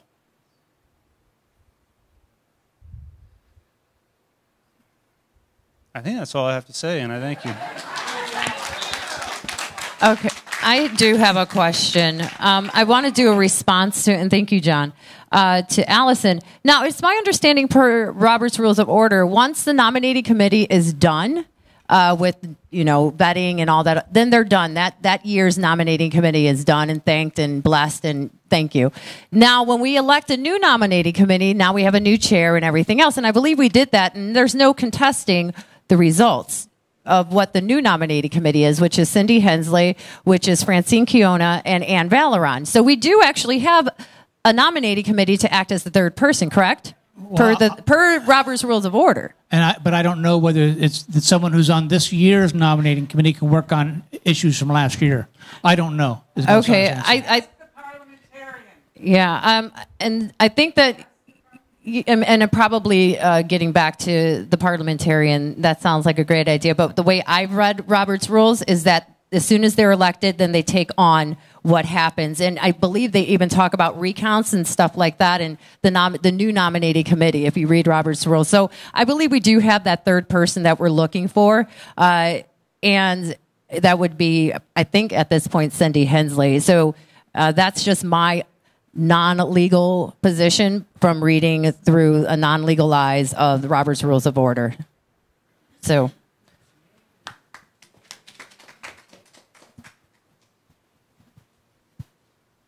I'm sorry to sing you out, Jerry, but when you said that that UWM had gotten a lot of emails from the congregation, you sounded surprised, and I felt guilty. I didn't send any emails to UWM. That's not that because it wasn't on my heart, but one of the reasons that we could have been emailing UWM is because we felt we weren't being heard by the board. Okay.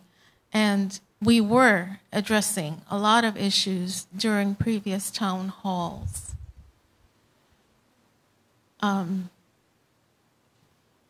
There was one point where Rosie had stood up and she had spoken about certain board members' actions or treatment of Reverend Tim. And the person that she was addressing at that time, the board members said, "Oh, I don't remember," and other replies. Now I know that the board has to act as one unit, but clearly, because Reverend Tim felt he needed to leave, clearly the board was not hearing us. And that's why all the emails have been sent. Thank you. And, thank you. I do want to thank each member of the board, previous and sort of elected. Thank you for all your hard work and your time. Thank you. Let me mention that about the UWM again. By no means would I express anyone not write UWM. I want you to express yourself. If you feel drawn to contact them, please do. Please do. You see, this gave them information so they've been able to work with us more effectively. They have a sense of what the issues are, and maybe you didn't feel safe to express them to us, but you did feel safe enough to express them to someone who could work with us. There's value in that. So by no means am I ever going to say not to contact UWM. I would implore you to, and also reach out to your board if you can. Let us know things you like, things you dislike, and how we can be a better representation of who you are. Thank you. I am Salim. There are 3 points I want to make based on discussions we've had. First, we have a letter of apology from all of us to Reverend Tim and Olga Lucia. If you haven't, for inactions, if you haven't yet signed this, if I may just pass this around, if you feel comfortable, please do sign it so we can pass it on to them. The second point is we have to look back and look forward. In terms of looking back, we have a problem, and we are trying to resolve it in a positive manner. And I appreciate all the anger and anguish which has been expressed. There are some of us who are working on a petition to recall some board members. You will be hearing more about this, but please bear with us. If you have suggestions, please help us move forward with that so that we can come out with a document which is not emotional, it's objective, and shows the reason we feel some board members need to be recalled. And the third point is, what do we do? How do we move forward? The three of us, and we are very grateful to all of you for having elected us, we hope to move forward in a manner perhaps maybe bringing in new ways of thinking and new strengths. So in this, we need your input. Do attend board meetings and have your voices heard. But we do want to move forward and bring back the good old days that we've been talking about. And so help us move there. I know we are all going through a period of exasperation, and this is healthy. It shows that we are at last waking up, and let's move forward with that. Thank you very much. Yeah, I really want to talk about what Salim had to say and some of the concerns of the congregation. Part of the reason that we are having such a difficult time and why I've heard so much frustration and I felt so much frustration in this process is that everything has become so, and it's very true, this is a church and it's a corporation. So everything has to be done legally and properly. I understand that, absolutely it does. But we have some highly intelligent people whose professional lives revolve around reading statutes and reading laws and creating procedures and doing these things. And most congregants don't have that level or being conversant, like super conversant in Robert's Rules, which I will get as well. I will study that and get to it. And I'm learning already. But when you have people that use that, they use the procedures and sometimes create procedures that to me feels like, and they do this with the principals as well, as weapons against the congregation so that we are ineffective. As I was working on this campaign for us to get elected and talking with the congregation, part of what we've been doing is fact gathering. And I have never in my entire life seen anything like what goes on here behind the scenes because of probably one or two board members, definitely two, but where there is a continual process. Like I would start just creating a memorandum for record, or I'm writing down what exactly happened. And in that time period, they might cause 3 more fires or unethical things, and then I have to deal with all those. And then I'm having to write this whole document, and I have to email it to these people. And as a team, we're working on this process, and then we have to change the entire thing because now they've done something totally different, and it changes everything that we're working on. Everyone here is constantly off balance. You can talk to the staff. You can talk to anyone that's at a higher level here. How can we get anything done as a board? How? We can't. Our job is to do the business of the church. And we have a couple of people stopping us from doing the business of the church. And because of our bylaws, there's nothing we can do about it. And they're very, very skilled and very, very intelligent. And in my opinion, do not share the same values as us. And anyone that worked on this process with me will understand that, because I would never try to alter the outcome of the election in a way that wasn't ethical. Yes, I did my campaigning. I followed the guidelines. I did everything that was required, and to the best of my ability in the highest integrity.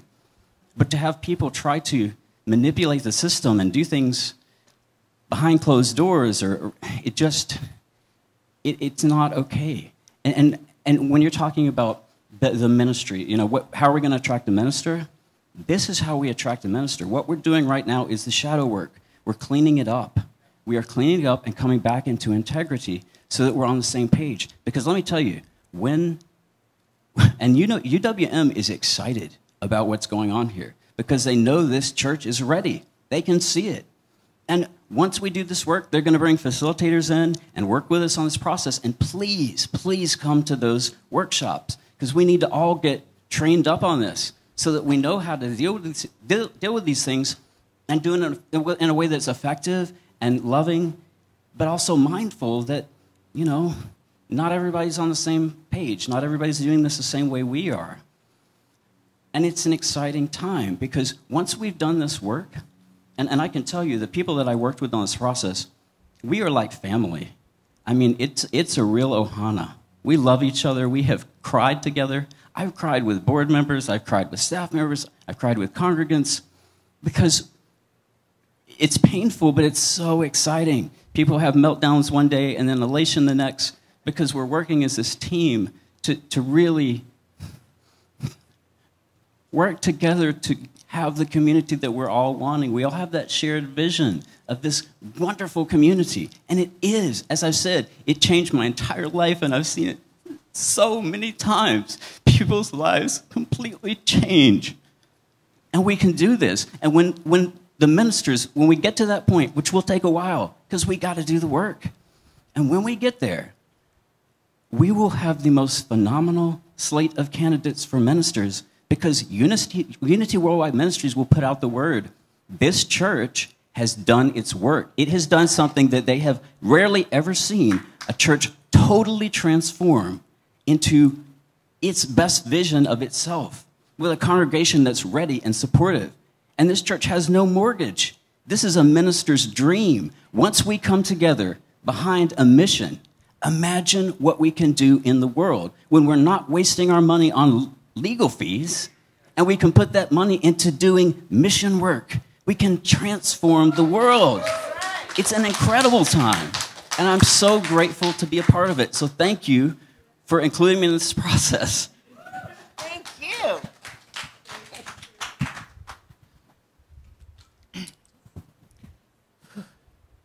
My name is Elise, and we've been here an hour and a half, a little over. And with regards to the board of directors, this audit about the nominations for the election that happened and the numbers have been counted. Is there someone who feels that they were either not elected because of someone's inappropriate action, theoretically, or is there someone that has been elected that somebody disagrees with?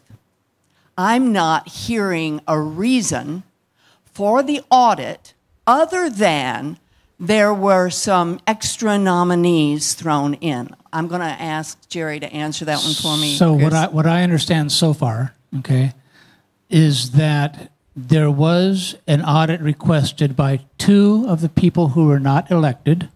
Non-elected. Okay, which means that they could, in fact, be contesting the count. But I don't know. I don't know the content of what their request is or their complaint. Chris has expressed in his. All of the people that have had complaints on the election form, was the congregation given the opportunity to elect them and or the people that have been elected? All the people were given equal opportunity to be voted for.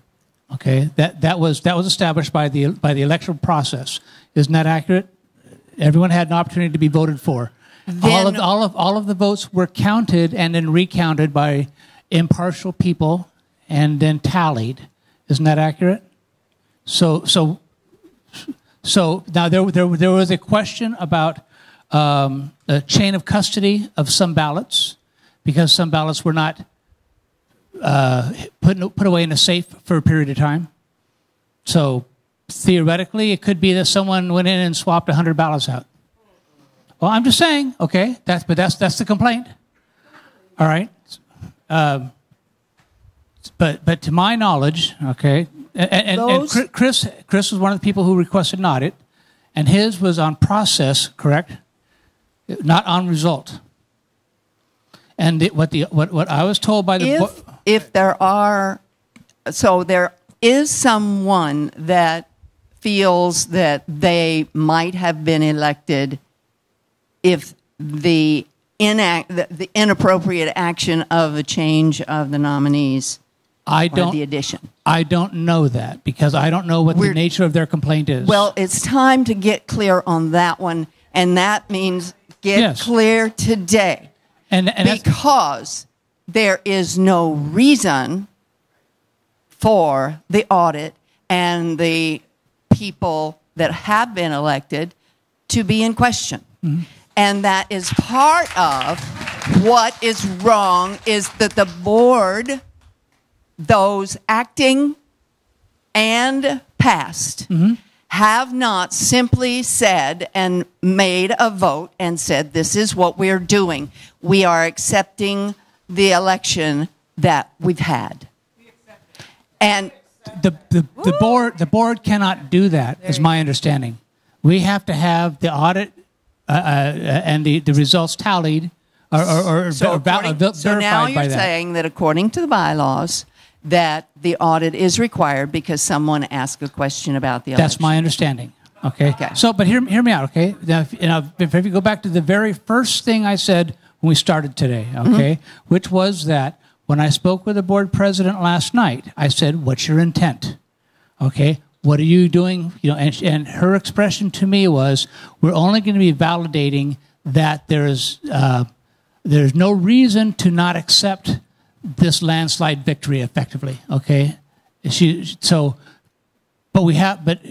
feels it's her requirement to be able to follow through on conducting the audit. Okay. Okay. All right. So at the moment, as I understand it, because the bylaws, as written, as stated, indicate that if somebody questions the election, the audit is required.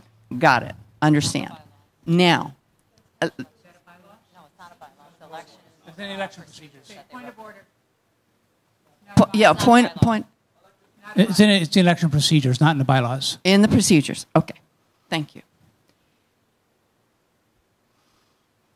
I also understand from what I'm hearing here today, because I have not been around for a while. And as I understand, there are a couple of board members that have not got friends on the board at the moment. Not well said, but it sounds like there's a couple of board members who are not here that there's been a lot of question about, including the president, who is being a bit difficult with regards to sitting on the board, being part of the board, and difficult to deal with. My question is, as soon as this election is handled, decided, one way or the other, how soon will new officers be elected? The very next board meeting. Will that be on the 21st of this month? That's supposed to be on the 21st. That's the intent. When I asked the board president last night, he said the intent was to have all of the proceedings completed so that we could vote on the 21st. I followed up with a question to her today, to which I didn't get an answer, which said, well, the board members would need to know who's supposed to show up at the board meeting, since it could be either the new or the old. And I didn't get a response to that. But I would assume, okay, that the board members will be contacted regarding whether they'll be stepping into that meeting as an active board member or not. Thank you. And as I understand it, it is a board of 6 people. 9.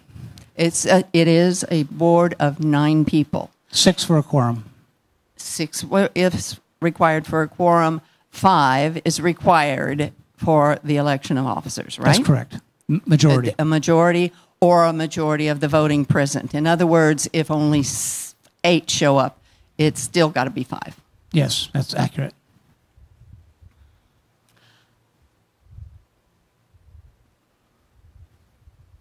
It's nice to at least be clear that there's no one here that is in argument about the board, being on the board, being elected. That's nice. I do hope that all of you will go to the next meeting. I hope that those that have been invited today because they were past, those that have been invited today because you are potentially next, I hope you guys can use all of the unity principles and in the next meeting come to agreement with a group that you can work well with and that you choose to start working well with, because this hour and a half that we have been through right here has not been a great demonstration of who I know we all are. We don't always act it, but I know that unity principles work. Thank you for answering my questions. Thank you.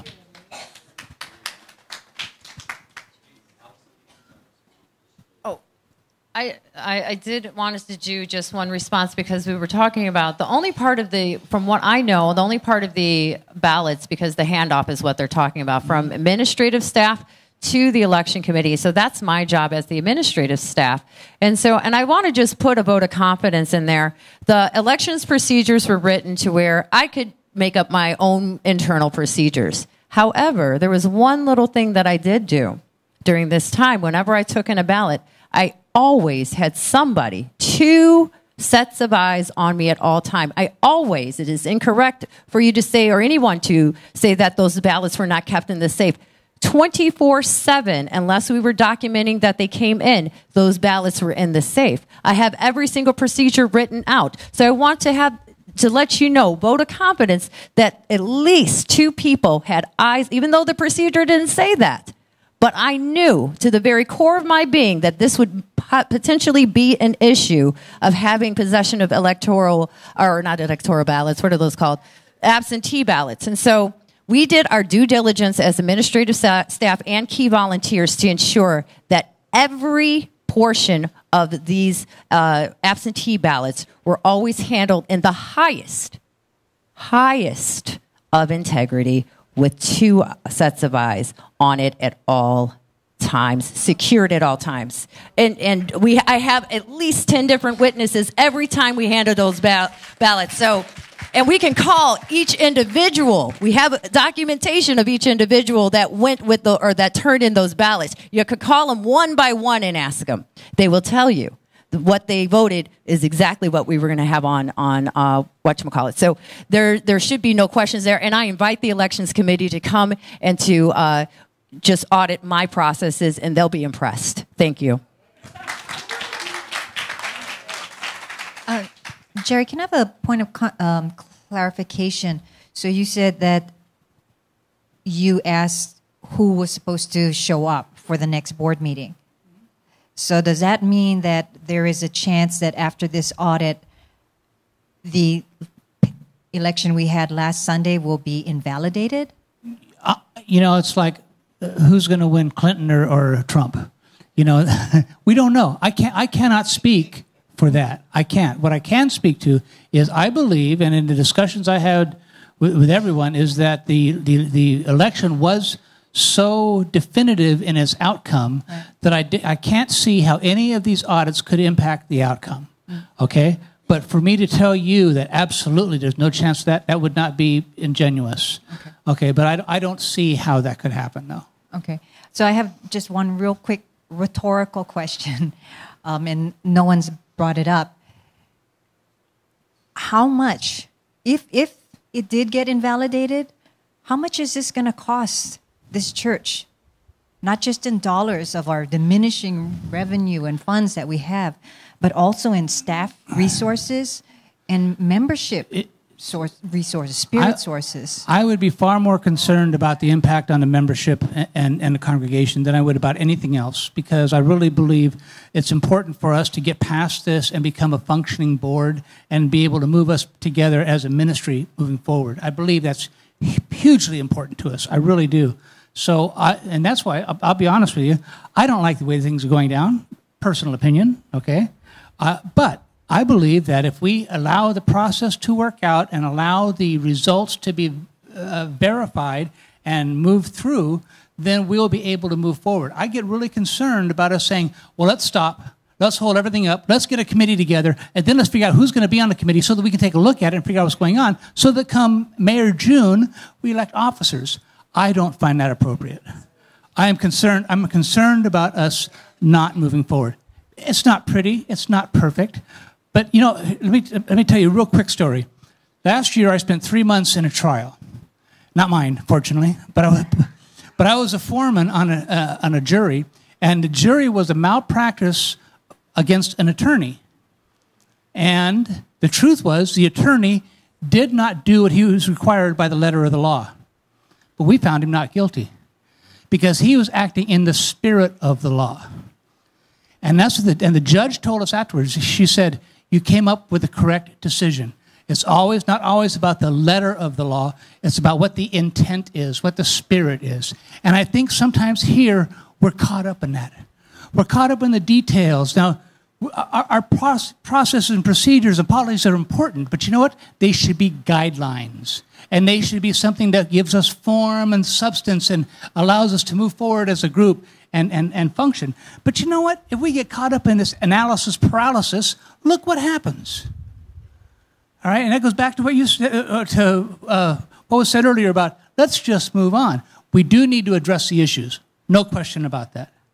But I believe that we, as a spiritual community, can know how to move forward effectively. I really believe that.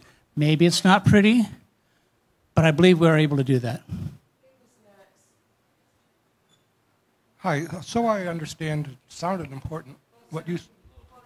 Closer. Hi, just so I understand clearly, Richard said something that sounded important, and I just want to ask Richard if you could repeat what it was about in one of the audit requests that might make a difference. I think you said it was regarding some candidate, and can you just repeat and maybe say a little more? Because it might be crucial if I understood correctly. My point is follow the process. Actually, there were 4 challenges, right? 4 made, yeah. Well, one of those challenges, they're not in the election. It's just the outside challenge. And it apparently does contest whether one of the people that actually were elected at the meeting was actually supposed to be a candidate or not, okay? Now, I got the doc. I skim-read it. We've had tons and tons of documents lately. So, but what I'd like to do is encourage everybody, get hold of the documents, get informed, and let's let the process run its course. And as Jerry says, it may be just the process going along and coming to the same conclusion that may seem obvious.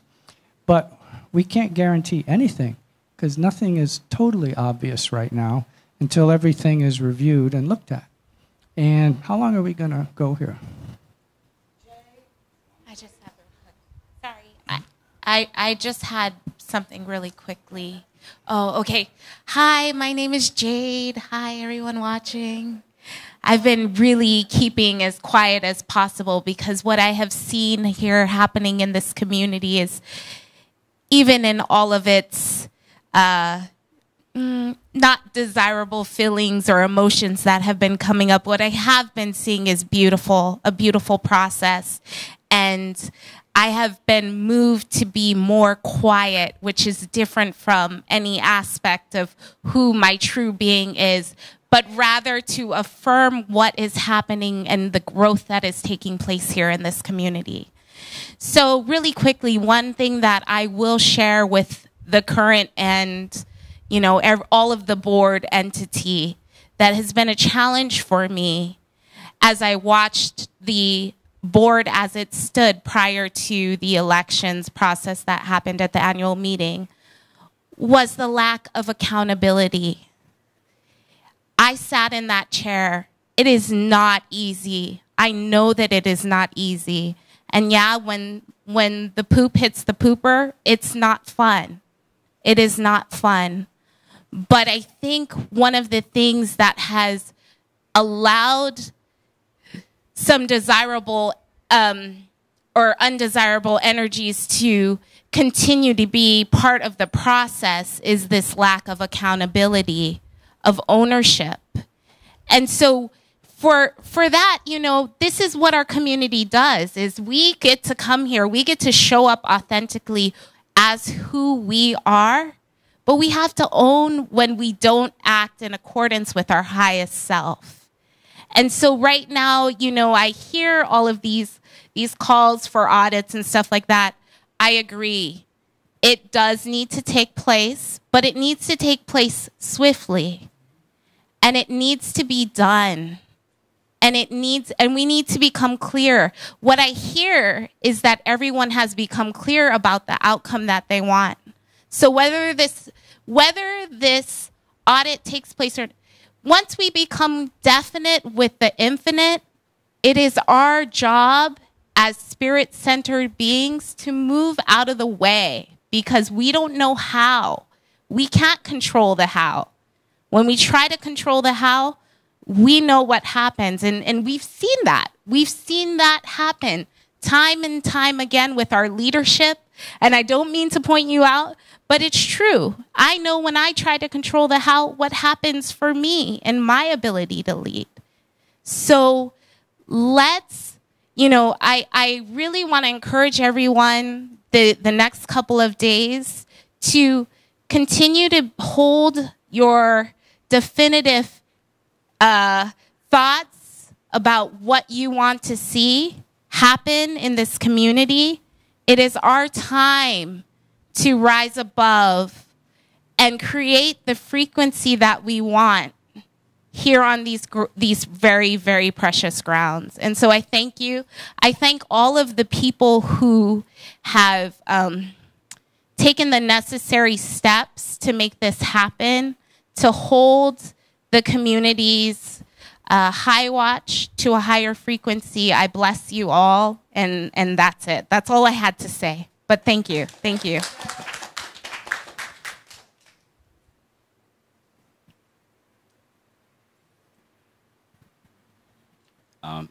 I don't know if you all noticed, but when we were kind of going through this process and the intensity, a rain shower came in, kind of blessed it and washed some of this stuff off. You know, this is hard stuff that we're dealing with, and we're all trying to do it in the gentlest way and the most loving way. And I want to say, you know, I know Joanna. I'm not a close friend of hers, but I have seen her in this community for years. Joanne is an incredibly warm and loving person. Absolutely.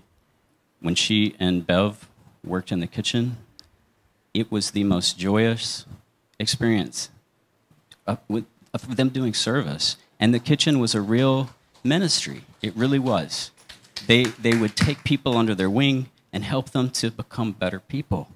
You know, Joanne and Bev are wonderful people. Wonderful. And Joanne, and I'm sure you know this, she, for years, has been the first to step up and volunteer. She devotes herself to this community. And I do not believe that she purposely has any malintention. I think perhaps sometimes we all get swept up and a bit confused or just unclear. And I absolutely love and appreciate her. I absolutely forgive her. And the only reason that I requested an audit is because I knew they were going to be requesting the audit, the other candidates and one of the other board members. And the other board member that requested an audit, who is the treasurer of the board, her audit calls for complete invalidation of the election, which would mean we have to go back through this whole process again. And the procedures say that, you know, we would not be on the board, the ones that were just elected, until we go through the whole process again. My audit doesn't call for invalidation of the election or anything. It simply points out that it was not fair and accurate and why. And I am happy to release a copy of my audit to anyone who would like to have it. let's see. Another point I also want to just remind everyone, this is an informal meeting, so you don't have to make a motion or anything else. This meeting belongs to the congregation, which is why I said, when someone said how long this is going to be, as long as you want it to be, I will be here and I will answer your questions. It's your meeting.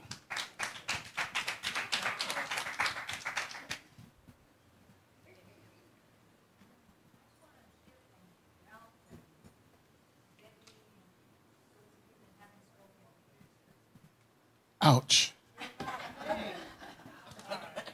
I'm so glad and church was on fire, I don't jump anymore. I go down to the last step and hop down.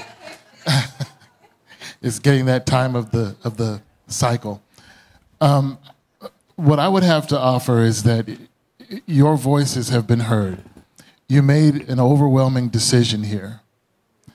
And I think honoring that decision, and I can't speak for the other two members who were victors in that election, but speaking for myself, you know, you're asking for a change. And the only thing I can tell you is that from the bottom of our hearts, I believe that we will work towards that change. We will work towards making sure that the children are safe and making sure that the parents know that it is not intention of anyone on this board to destroy what is over there, but to, again, build a bridge between the church and the school, because we love them and we don't want them separate, and we don't want them to feel unsafe when they are a part of this community. I also know that with respect to our discord on the board, I think the three of us work very hard not to throw people under the bus. I can say this, that when I was president of the board, and I feel a little bit uncomfortable about bringing this up, but when I was president of the board, we took action. We held people accountable, not because we were being mean, not because we didn't love them, but because we love this community. Being held accountable for something doesn't mean that you have to go to jail or that you have to pay money or anything. If you simply say, hey, Jerry, I made a mistake. Will you please forgive me? I love you too. That's all being accountable is about. Being responsible, taking responsibility for your own actions. And then you won't have to have a board come up and say, hit the road, Jack. You won't have to have that, because what you'll have is integrity and love and trust and transparency and all of those other words that we've been throwing around. That's how I feel.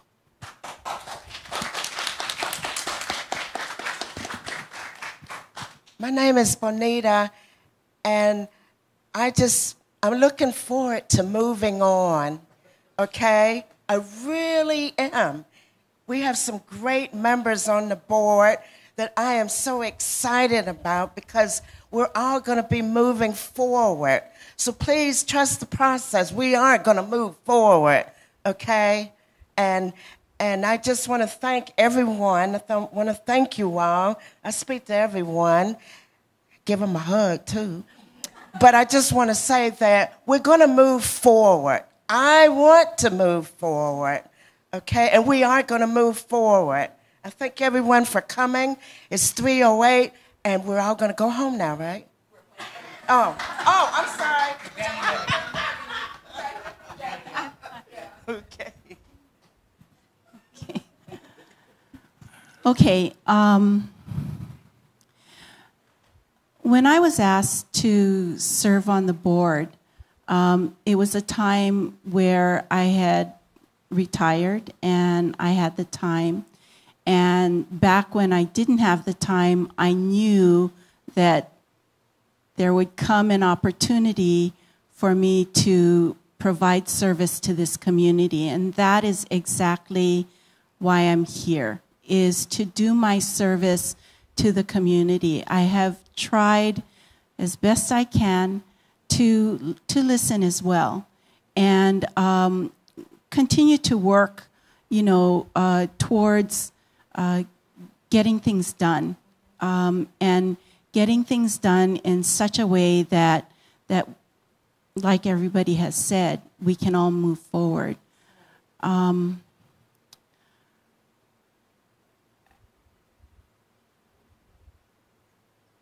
I think that no, and say what? Yes, and I love all of you. I love this community. I love the vision that we are all seeing for the future of this community, and that's what I want to see, is that future manifest itself, because so many people have taken that choice to stand up and to make their voices heard. And I thank every single one of you for doing that. Thank you very much.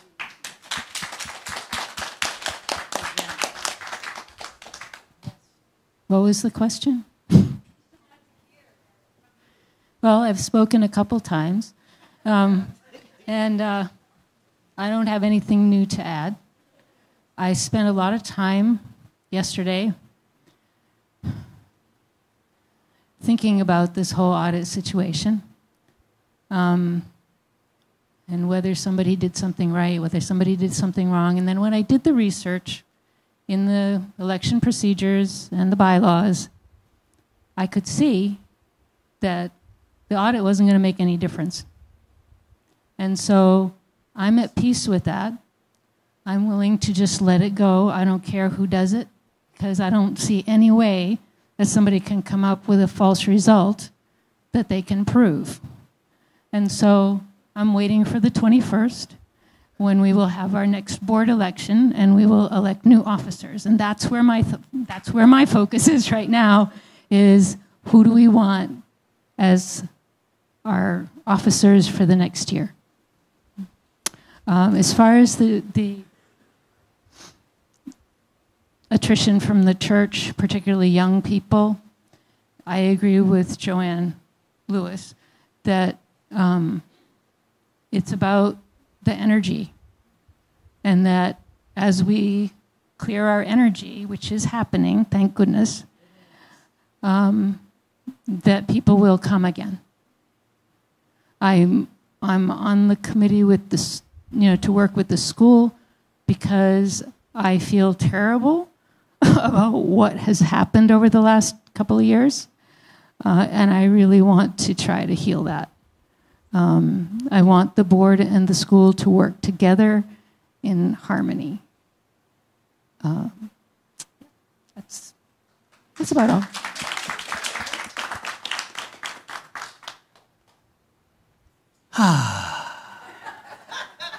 So are we at a point that we can retire for the day today? So closing remark. You never give I was accepted into Unity Schools for religious studies back in 1997. And so I had practiced being a minister for a while, but I decided to come and take what I learned about practical Christianity and apply it to the corporate world here instead.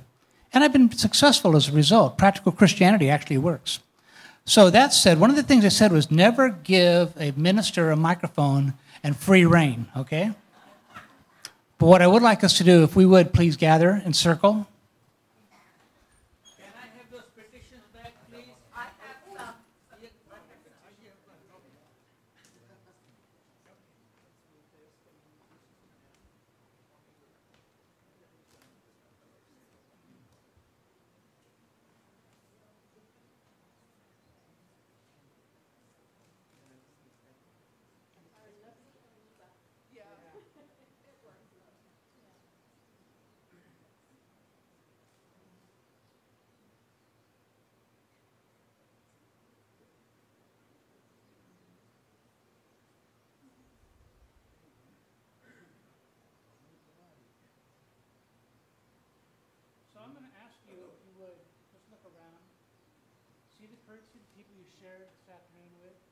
See the people you listened to and you heard, the people you spoke to.